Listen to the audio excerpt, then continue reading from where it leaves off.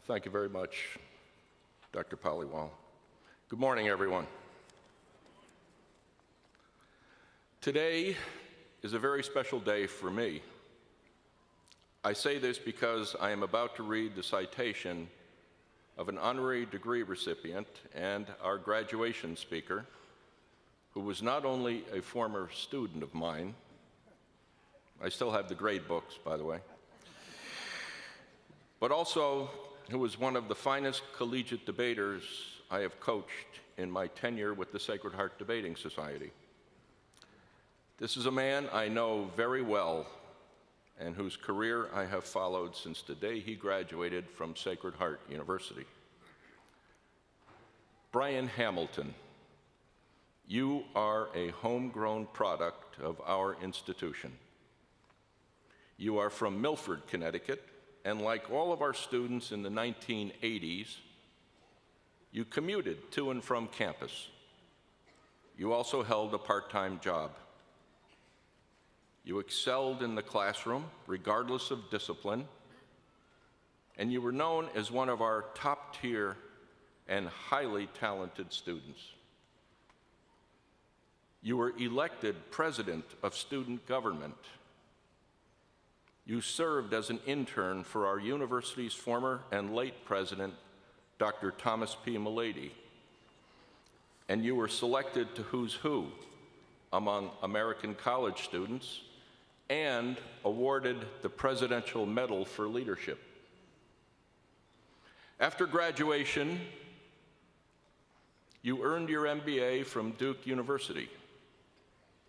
Using what you learned at Sacred Heart and Duke, you began your entrepreneurial career as a credit analyst for a prestigious Northeastern financial institution, during which time you honed your skills developing analytical tools for financial decision-making. You then founded your own company based in Raleigh, North Carolina, a cutting-edge and highly innovative business enterprise known as SageWorks. SageWorks, whose services are highly sought after, is a company that provides financial analysis and risk management solutions to thousands of accounting firms and privately owned companies across North America. In fact, the success of SageWorks resulted in it being named as one of the top 500 fastest growing privately owned companies in the country. Your reputation as a knowledgeable and creative entrepreneur has also resulted in numerous media appearances on CNBC and the Fox Business Channel, along with hundreds of radio and newspaper interviews. You have been a guest columnist for Forbes magazine, and you authored the Small Business Administration publication titled Financing Your Small Business. You also care passionately about helping those who are less fortunate and whose lives have taken the wrong turn.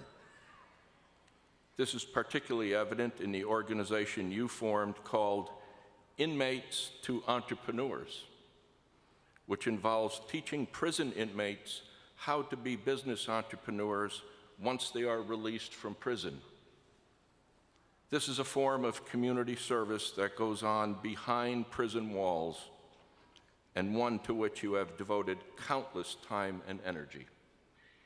Many of the prisoners you have mentored have gone on to be successful entrepreneurs and respected members of society.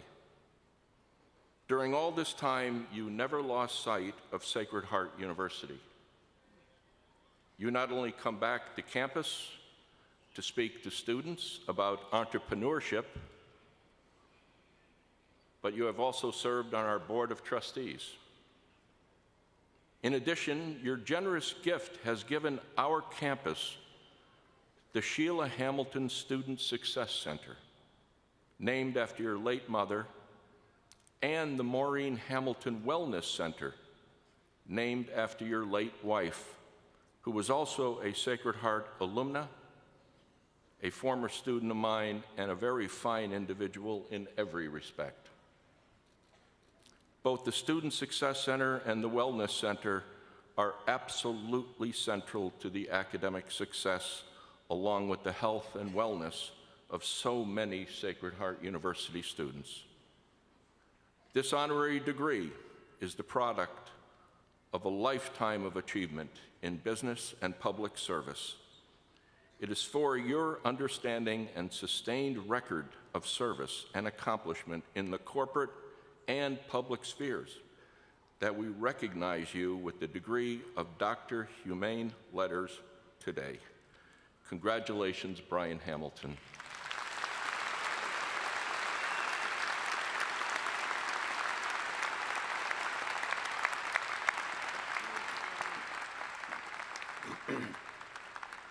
Sacred Heart University brings honor on itself today by honoring you, Brian. By virtue of the authority vested in me by the state of Connecticut and by the trustees of Sacred Heart University, I confer upon you this 12th day of May 2019 the degree of Doctor of Humane Letters, honoris causa. Congratulations, Dr. Hamilton.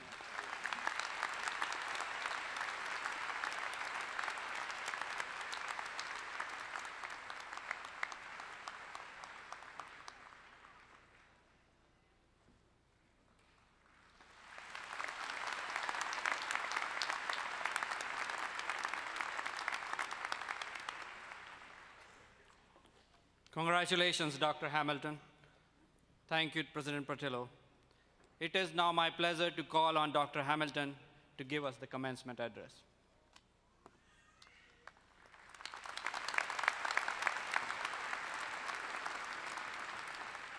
Well, I have to say, I really like that title, so I'll keep it. And Dr. Rose, that was a fine introduction. You know I love you. And you got everything right, but I was the best college debater, not one of them. And I appreciate it, Rupendra, very much. When I was asked to speak today by John, I was part of the debate society here, and we never prepared for speeches at all. We would just speak off the cuff. You remember that. And so this is the first speech I prepared for in 35 years, although I talk a lot. So hopefully I'll get it right. But a couple of things did occur to me. First of all, speeches are best when they are short, so it's going to be very short. I remember being you, okay? Yeah, 5-6 minutes, okay? Yes, right. But on a serious note, I will say this, having been in the audience, and really, I really mean this, and I don't want to disparage anyone. As I recall, I graduated from Duke. I'm an entrepreneur in residence, or I was at Dartmouth. I don't know what that really is, but it's something nice, I guess. But being here is absolutely the best. There's no question about it. My heart lies here. So I did put time into what I want to say to you because it's important to me, and I think you might get something out of it. But what I want to avoid are bumper sticker type things, little phrases or whatever. And I'm going to speak to you sort of from my experience. And maybe out of all this, you'll take a couple of things, maybe one thing. I really want that for you. Number one, find something that you love to do. That's a big deal. That sounds like a bumper sticker. It kind of is. But find something you really love to do. Your work is not your whole life. Absolutely. Your work is not your whole life. But it is material to a good life. So find something that you want to do. Now, your parents are going to chafe a little bit at this, okay? They're going to say, I know that, but what does that really mean? How do we manifest that? When I graduated from college in the 1880s, it feels like, it was the 1980s, all the guys I graduated with, you go for a job, maybe you go to work in one company 3-4 years, and you go to grad school, or you stay with a company. You're part of a generation. And I like this. This is one thing millennials never used in a real good way. But one thing I like about your generation is there's a lot more experimentation about things. Try different jobs in your 20s. Try things. Don't get stuck. You might be a finance major. You could be political science. You have an idea of what you want to be. But use your 20s and even early 30s to experiment and try different things. Don't get locked in. That's a big deal. One of the things that makes me sad when I think about it, I've employed hundreds, maybe thousands of young people, and it saddens me to think that there's some of us, all of us, who have jobs that we don't love. And I hope that does not happen to you. Don't Don't settle for that. Life is more than that. So try to find something that you like to do, and if you have to experiment, do it. The other thing that's kind of interesting being up here, I've realized that commencement addresses have turned into sort of Super Bowl ads, you know what I mean? You have to have some incredible thing to say. I don't have anything incredible to say. I'm really saying what I hope you can take away and what is real for you. So the second one kind of falls into that category. My father actually was born like about a mile from here in Bridgeport, Connecticut. He never graduated from college. In fact, he did not graduate from high school. He was in the Marine Corps, and then he got a GED. But my father, even though he was not educated, was wise. Big difference between being educated and being wise and having wisdom. It's really true. It's really true. So that's what we have to seek. But he used to say, be around people that you want to be like. That is absolutely true. This university, which is awesome, right? No question about it. This university, I know that's hokey, but I'm going to say it. And it's incredible what Dr. Milady, what Dr. Patillo have done over the last 30 years. Look at how we've grown and what we've done.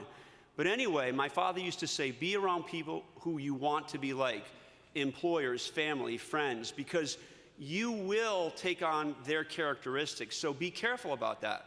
That's really true. Now, the second 2 points, and I'm going to keep it short, I promised you, right, are a little bit vague, and I'm going to do the best I can.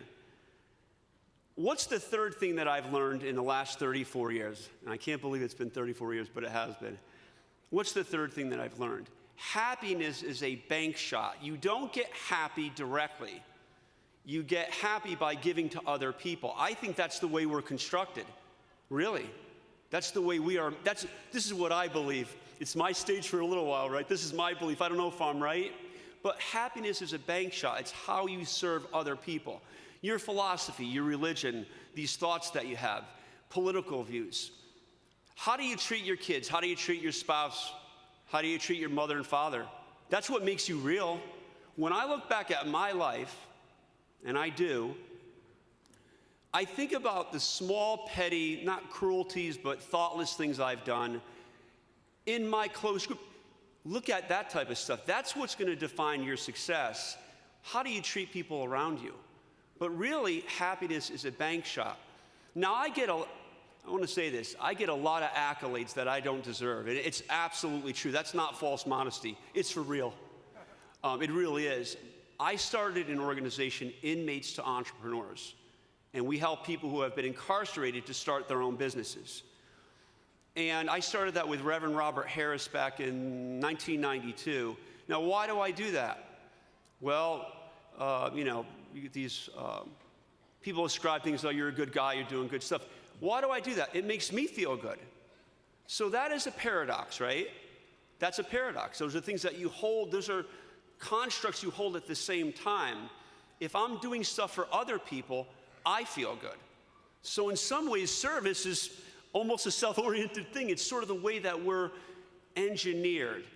Now, again, that is an obvious thing, but here's what I would ask you to do. And, just think about it at least. And mostly for the young people, although this is good for us old folks too, right? When something happens, you got a relationship that breaks, do you look in the mirror at yourself first or them? And how often do you do that? You're a husband, you're a wife, you're a daughter, you're a son, right? Think about these key relationships. Are you looking in the mirror, how can I get better, right? Or are you sort of like, oh, it's that person's fault?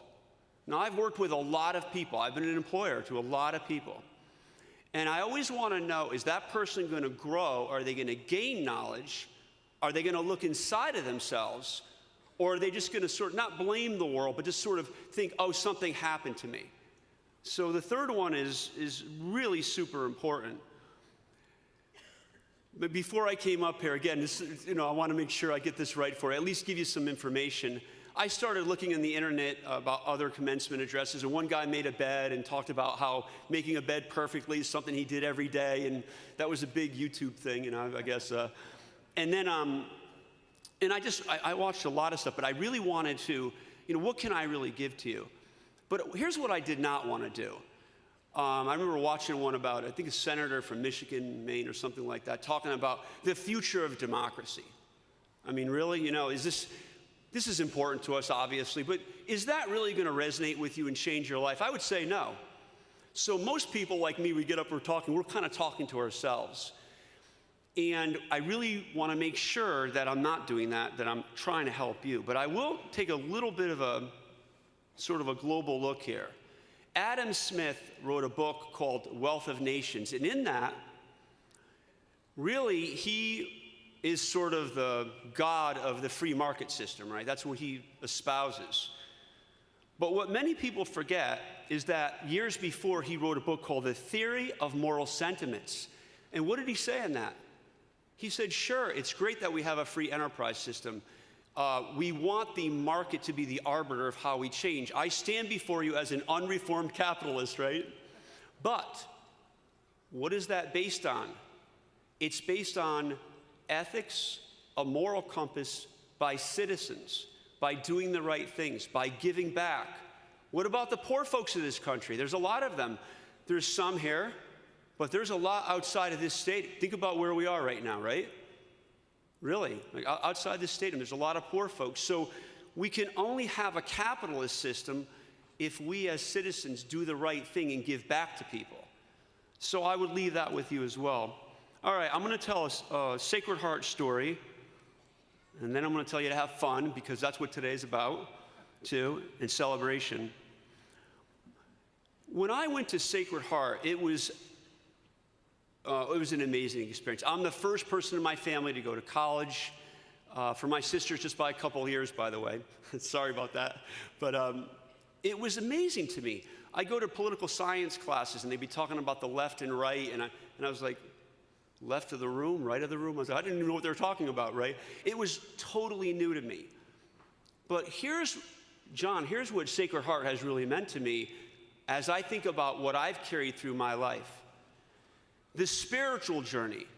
I was president of student government, and a fellow named Cardinal O'Connor came to speak at our college.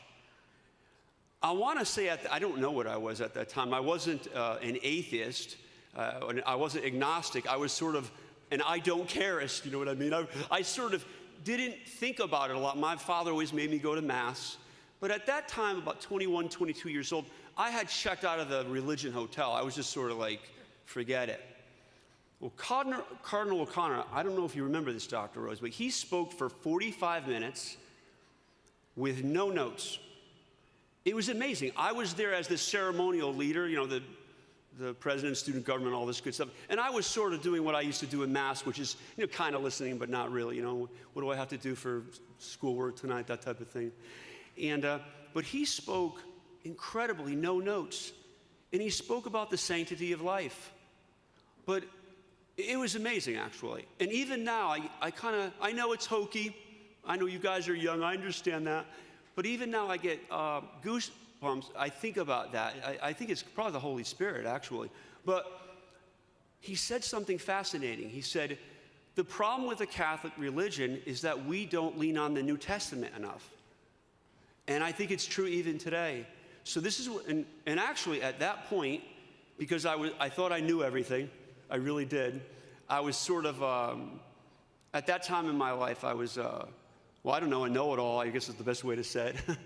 But I went and I researched the origin of the universe according to the scientists. I said, hey, this guy, Cardinal O'Connor, really smart guy, but the scientists have some better explanation, right? That was sort of the generation I was raised in. And then I looked at it and I said, is this all you got? But what really hit me is I started to read slowly. My journey has been a zigzag, by the way, not a perfect one, and yours might not be a perfect one. But I started to read the New Testament about this guy called Jesus Christ. And it amazed me, because we're the Christians, some of them, and I know we have different faiths here, by the way. I'm going to kind of end on a different note. Christians, I like him, I'll take him or leave him, but this guy, Christ, I like this guy. I really like him. So this is what I would say to you. This sounds a little preachy, I apologize, but there's a reason. Try to find a spiritual path, because things are going to happen in your life. I mean, you talked about the person, brain surgery. We lost a student. I mean, these are, can you imagine losing a child? Oh my goodness. So try to find something that is a rock that lasts forever. Family, excellent, very important. Wives, husbands, children, no question about it. But what lasts forever? No matter what happens to you. So even if your faith is not that of a Christian, try to find something that lasts forever. Really a big deal. And at Sacred Heart, that's kind of that's where my journey started. Because as I said to you, you come up here, you talk, you're going to have a good life, you're going to have fun, you're going to have all these things, but sometimes things will happen. So what I want for you is something that will last forever, that really is a bedrock, whatever your faith is, okay? All right, wrap up here. One last thing. Life should be fun. It's just like anything else. When I was in school here, I was incredibly driven. I mean, some people would say, my kids would say, I'm still incredibly driven. I'm always on to the next thing. But plan fun. Absolutely plan fun, because, you know, it's a journey. And I was talking to the guys. I remember being when I was young. People would say, boy, time goes by quickly.